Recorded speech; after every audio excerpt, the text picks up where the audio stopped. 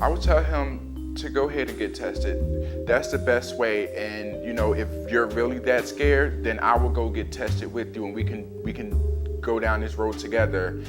No matter what the outcome is, whether it's good or bad, you just know that you have a support system. Because if you don't have a support system, then yeah, you're gonna definitely always be scared to get tested. So I would just let them know that I'm there for them. You know, I would go with them and get tested if it makes them feel any better.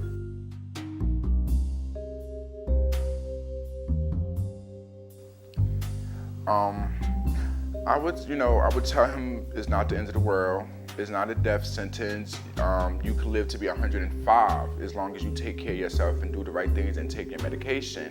You know, I can also I would offer to get him into some support groups so that way he can better deal with the situation. And, you know, if he ever needs somebody to talk to about it, my line is always open, my door is always open, and I would just try my best to get him linkage into different support groups so he don't feel alone. So he can look at the next person and say, oh, he got it, he still look good. So I can't tell it, so it can make him feel more comfortable with living with it instead of being scared of it.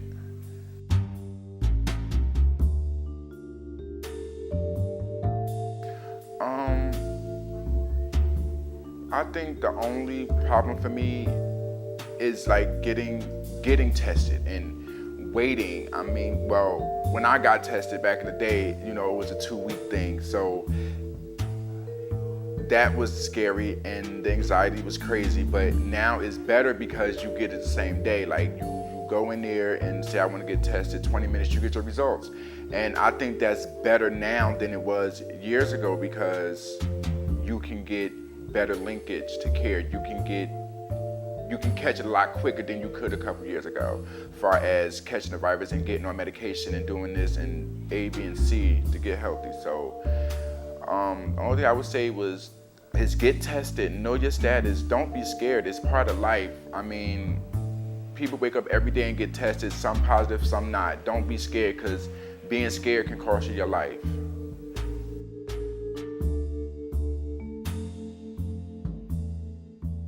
How can I fight it? I can fight it by staying positive, by spreading the word that, we're not that stigma. It's 2014 now. Like, we're human just like everybody else. So to say that, oh, because you're gay, you have the virus, or because you do drugs or this and that, you got the virus, that is just so old and boring now. Like, we're in the new millennium, it's 2014. Like, get over it. It's here. HIV is like a new wig. Like, it's part of us today. So we got to deal with it and move on.